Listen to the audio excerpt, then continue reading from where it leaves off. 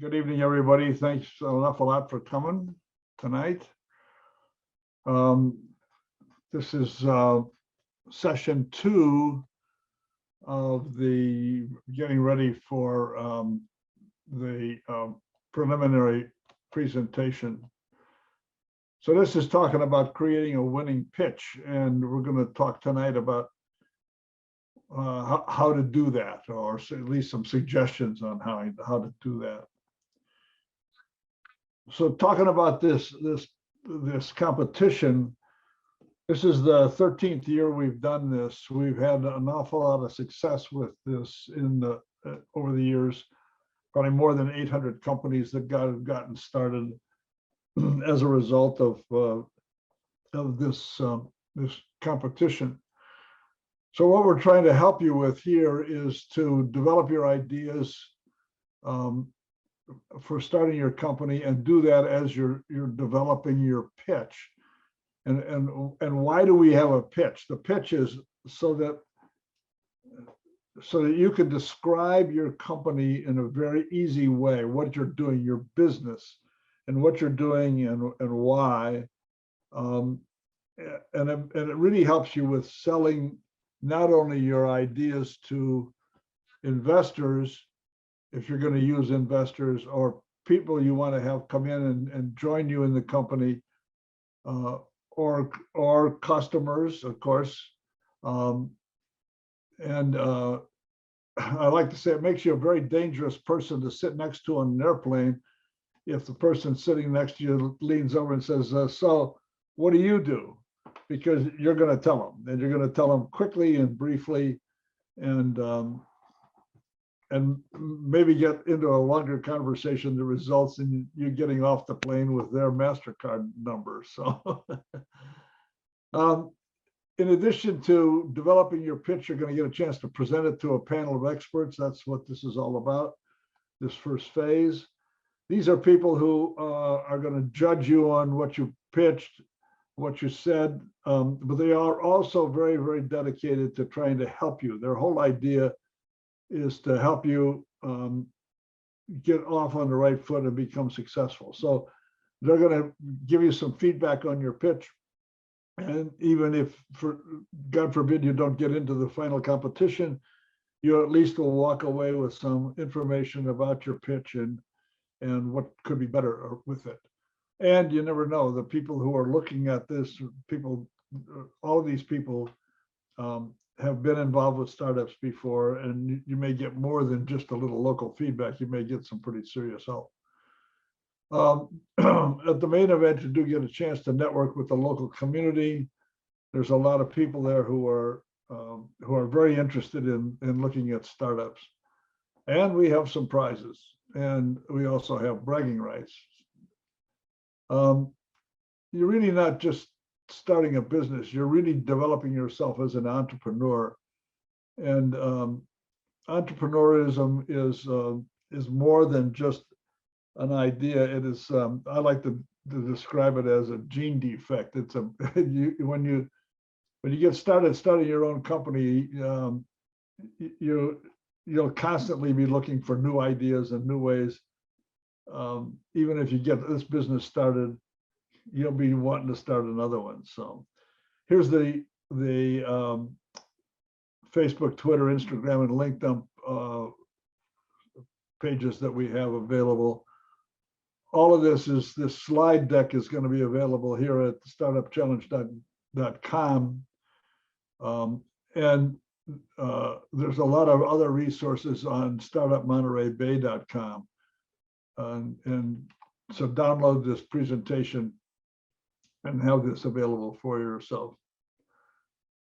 This is a 5-minute pitch. That's really very difficult. It's a 5-minute pitch about your company is tough to do. You can't sit down and write a 5-minute pitch. You sit down and write the 25-minute pitch that becomes the 15-minute pitch that becomes the 5-minute pitch over, as you boil it down and boil it down and boil it down and boil it down, and you get it down to a real powerful, crisp essence of what you really want to get across. And we'll talk about all of that in just a minute. You're going to do this online. We're not going to do in person for the qualifying round. So you're going to record it do a video recording. Use your phone or a webcam or other digital camera that you have and upload it to onto YouTube. And all of the instructions are here under startupchallenge.com, welcome-qualifying-round. So, and here's the password for that as well. So again, download this and download this presentation and you'll have it. So what is your pitch? So it's going to be really crisp, really concise, very informative presentation to tell us about what your product or your service is. We really want to know about your business associated with these, not necessarily exactly what you're going to do for the product or what they're going to do for the service. You can spend a lot of time. What you're doing about that is your most enthusiastic thing about it for you, but the rest of us are more interested in just what your business is going to be. You want to deliver it with enthusiasm, and we're not going to use slides in this first round, but it's a good idea to develop your ideas as slides because it forces you to get some nice, concise bullet points up, and you can use those as your talking notes when you're doing your videos. So let's talk about what should be in there. So there's a lot of things, and you'll see there's 9 things on this list, but it probably generates basically 10 slides or 10 specific things to talk about. Again, you got 5 minutes, that's 300 seconds. Divided by 10 is 30 seconds per slide. And you're going to say, how the devil do I get all of the stuff I need to say down into 30 seconds? And it's tough. Takes a lot of careful work and a lot of practice. So you're going to start out with a little introductory slide telling us who you are. And a good idea to, let's go through these one at a time. I have a slide for each of these. So introduce yourself, keep it short, unless you are the business. If you're going to do coaching, like a yoga coaching or legal work or something like that, consulting work or other type, where you are the business, well, then you're going to talk more about yourself and your background and such. But typically, we like to hear a little bit about who you are, where do you what brought you to the idea of doing this company, and give us just a quick 1-sentence statement about what are you going to sell, and to whom, and how are you going to do that. Problem and solution. This is really 2 slides. What is the business problem that you solve? Who's interested in that problem? Who has that problem? And how many of those people are out there? Now, you don't have time, and it's not important that you do a serious market survey so that you know exactly how many people are out there. This is perfectly okay for you to do what I call a swag scientific wild ass guess about what you think the size of the market is. Your judges may have other ideas, and that's okay. If they disagree with you, that's okay. They will give you some feedback as to why they think that the market is bigger than you thought it is or not as big. There's no wrong answer for these, basically. Then you're going to talk about your solution. Why is what you're offering better than how the problem is currently being solved? And if you've had a chance to talk to some customers or talk to people about your idea, tell us about that. What was the reaction? And last but not least, intellectual property. Do you have any, are you going to get patents? Are you going to use copyright? What other protection do you have around your intellectual property? How are you protecting your intellectual property? Your go-to-market strategy. who are your customers? What are you that you're targeting, and why are those the right people? Do you think? How big do you think the current market is? Is it growing? Do you think? Is it growing fast? How fast do you think it's growing? Tell us a little bit about what you think about your marketplace. How are you going to build and maintain and grow your customer relationships? This is a really important subject. How are you going to make this company grow? And what is your marketing and your sales funnel? That is, how are you going to generate interest in your company? And how are you going to manage that interest? So the sales funnel, if you're not familiar with that term, is basically, think about a funnel, a big funnel. And at the top you have where you dump in all of your suspected customers. And then you're going to work on those, and there's going to be fewer of them as they move down through the funnel. And you're going to convert your suspects to prospects. And then as they drop out the bottom of the funnel, you hope you've converted them into customers. So there's a lot of people going in at the top and relatively few coming out at the bottom. And you don't have to get very detailed about this. Just you can be very brief in how you describe this.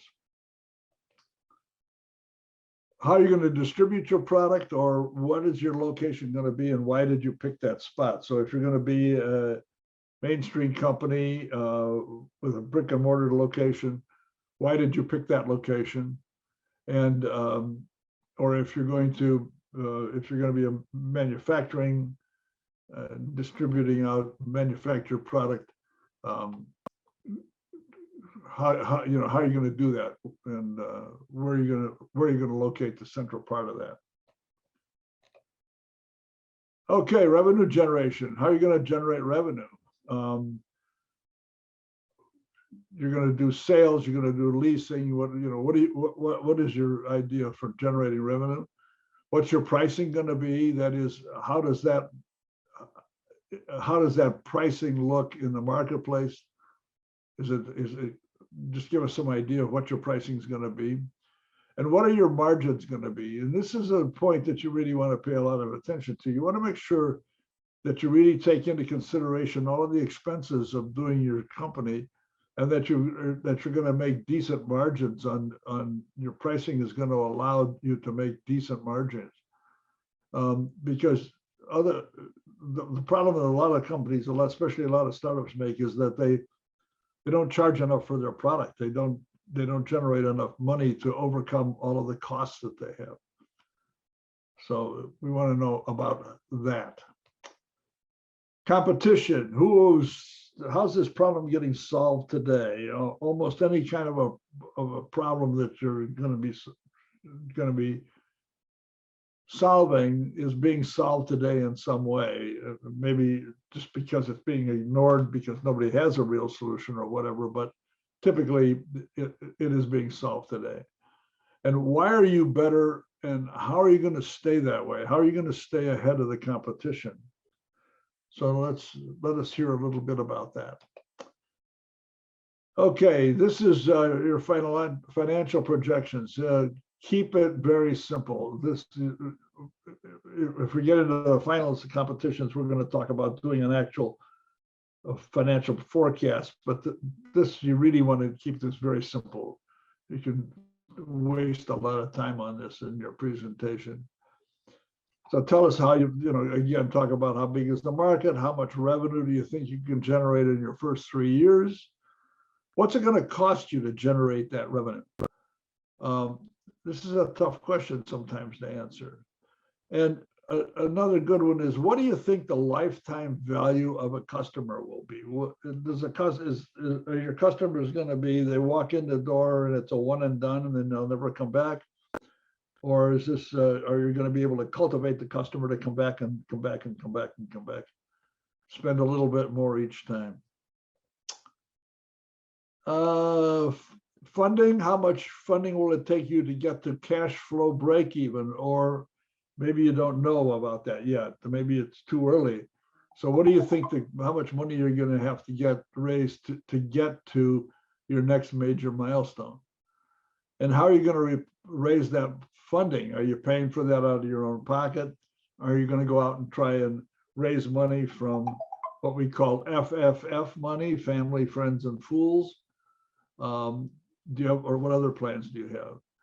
And if you are going to get investors, what's your exit strategy? How are your investors going to get their return on their investment? How are they going to make money from you making money? Who's on your team? Who's on the founding team? List their, just briefly list their relevant skills and experience. And if you have key board members or key advisors, that's very important. Make sure you list those and tell us what they're doing for you. Also tell us what other positions that are not on the founding team do you want to have on that founding team? So what kind of recruiting are you trying to do, or what kind of people are you looking for? This can be a very good thing to tell your audience, because you never know who knows who. And frequently we get referrals from the judges and other members who are listening. Well, in this round it'd be just the judges, but they can put you on to somebody who they know is available in the marketplace and could help you out. And what have you accomplished? What have you accomplished so far? Where are you in this process of getting this company started? Again, there's no wrong answers to these things. What we really just want to know is, where are you? I mean, if you're very early in the stages and you're just trying to get your thoughts together, that's perfectly okay. We've all been there. And what do you think your steps are to get to the point where you can launch this product? Now, if you're already in production with it or in the marketplace with it, that's great. And that makes it very easy. You know, what have you accomplished so far? I got the thing designed and built and I'm out in the marketplace with it. So it makes it a real short slide. And that's it. That's all we think you need to have in the content so far.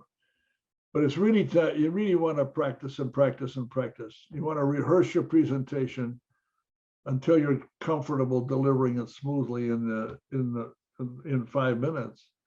And don't wing it. Please don't wing it. It's too obvious when you're doing that. And don't read it from a page either. You can use notes, and you can look down and refer to your notes and that sort of thing. But because you're recording this, it makes it easy for you to do the pitch in front of your cell phone and then watch it. And then it can be brutal. That's a brutal thing to do, is to watch yourself do that. And then find all the places where you think you need to improve it, and do it again, and do it again, and do it again, and do it again. It takes a while to get it down. If you're going to use multiple presenters, if there's 2 or 3 or 4 of you starting the company, each with different responsibilities, and you want to use multiple presenters, you want each one to tend to talk about their area of expertise, that works good as long as everybody's got the same level of familiarity with the pitch and enthusiasm. And don't waste a lot of time. Don't waste any time introducing each person going through. You'll have already introduced them when you're talking about the team, and just let the camera move or focus or whatever, however you want to do that. Don't spend a lot of time in introductions. Try to keep your enthusiasm up. It can be really tough sometimes. You're really focused on doing a really good job, and you're very serious about it. Then you'd like to have some enthusiasm in your presentation. You know, your company's going to be the best one out there, right? I mean, so be enthusiastic about this. So you can use your phone or any other kind of video device that you want. If you're going to use props, be keep them very, very simple, because you don't want people focusing their attention on your prop or your poster or whatever, wondering how it works or wondering what that is, because they stop listening to you. You really want them to be focused on listening to you. And it's okay if you have a prop behind you or alongside of you or something like that, but really be careful that you don't get people's attention on the prop and they stop looking at you. Don't do a product demo. I've been in this business a long time, and product demos they always go wrong. Something happens and it takes too much time, especially here. You got 5 minutes, 300 seconds. If you can do a product demonstration in 10 minutes, in 10 seconds, maybe that's okay, but don't do it. Make sure you have good lighting. People get light behind them that we can't see the details of their face, etc. Although most of us are getting pretty good at this because we've been on Zoom for so long, and we eventually get our lighting straightened out. And have your presenters fill the screen. Get it right up there. Think about television news, right? What do you have? You have a head and shoulders shot, basically. So that's what you'd really like to have for this.